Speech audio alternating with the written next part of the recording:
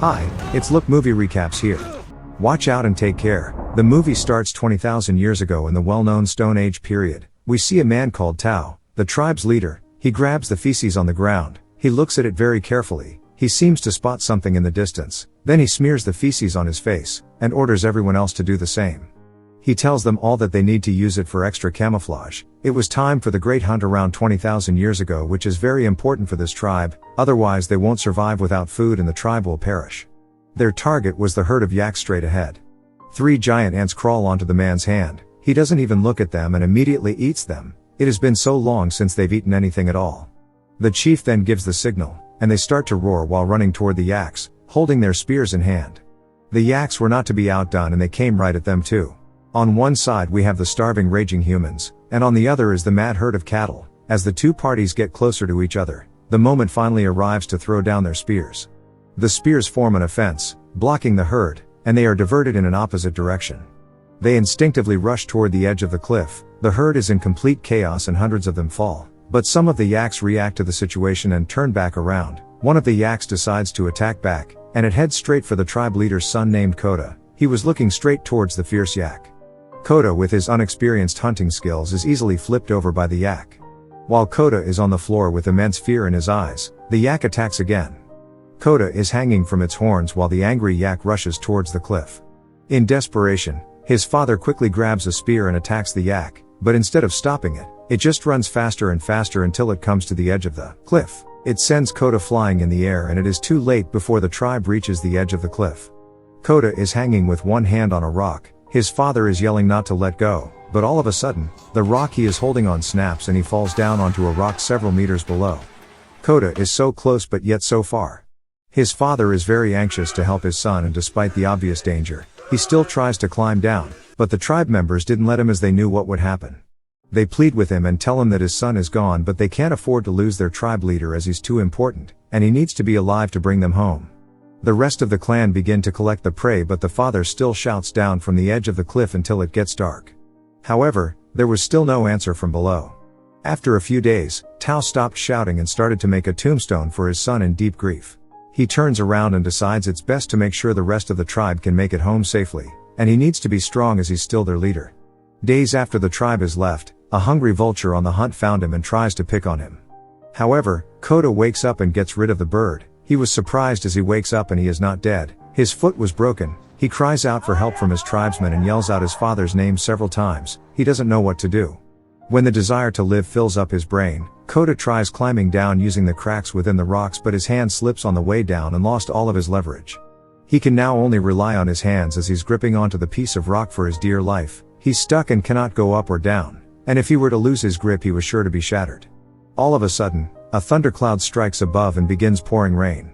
Keda notices that the rain below him is starting to fill the canyon and tries to hold on for as long as he can for it to fill up. Eventually, the rain below seems to be enough and Keda lets go of the rocks and lands in the water. Keda miraculously survived this fall, but when he woke up his foot seems to have gotten worse than before. He was unable to walk as well as incredibly thirsty. He went to the puddle to drink some muddy water. He proceeds to take off his shoes and takes a look at his foot, which is completely swollen. He places some stones next to it and with great courage and strength, he manages to break the bone back in place. He puts a little bit of pressure on it so he could walk. He drags his tired body on top of a hill and sees that nobody is there, but only the egg rocks made by his father. He realizes it's his very own tombstone, so he smashes the rocks as he thought the tribe gave up on him. He was incredibly upset and desperate for help. He didn't know how to survive in the wilderness without his tribe or his father. He's only a young man and is still being trained by his father. At that moment, a pack of wolves howl from not too far away and he gets scared, so he quickly finds the strength to get up and run away. The pack of wolves were after him as they were hungry for a meal. The tree in front of him was his only hope for survival if he can manage to get on top of it in time. However, the alpha wolf of the pack tries his best to win the hunt. It bites Keda's foot, but he wasn't going down so easily as he pulls out his dagger and stabs the gray wolf's limb, saving his life and reaching the top of the tree. The wolves waited out by the tree for the all night. When he woke up, he is able to get down from the tree. The only wolf remaining was the injured one that he had stabbed. He then starts making a spear for protection. After forging the spear, he wanted to finish off the alpha wolf as it was trying to kill him only a few nights ago, but he couldn't bring himself to accomplish the act. Keda hears the moans from the injured wolf and his heart softens. He could not even kill a wild boar when hunting with his father, so he definitely could not kill a wounded wolf. He instead decides to try his best to save the wolf. He goes up to the dying wolf and tries seeing how bad it is injured, but whenever he gets close, the wolf keeps showing his fangs and growling fiercely at Keda. It doesn't know that Keda only wants to help, so instead he makes a muzzle for the wolf using some string and closes the wolf's mouth. He picks up the wolf and carries him for some miles next to the riverside. He lays the wolf down to clean its wounds. After, he decides to give his new friend a name and decides to name him Alpha. Just moments after, a pack of hungry hyenas were on the hunt and they spot Keda and the vulnerable dying wolf. He carries it up to the mountains holding him in his arms. They are both exhausted, so they lie down to sleep knowing that they were not reachable by the hyenas on the ground. The next day Keda climbs down and gathers some herbs for his foot. He takes a sip of water to recharge his energy. He then hears cries from Alpha and notices that Alpha has removed the string attached to his mouth. He tries giving him water, but the angry wolf growls at him, telling him to back off, but Keda refuses and tries to talk with the beast, insisting to share his water with him. Keda, who is in fear, knows he's only doing the right thing. He lays down the bowl of water and Alpha then begins to understand Koda's soothing words. He puts down his hostility towards Keda and then drinks from the bowl.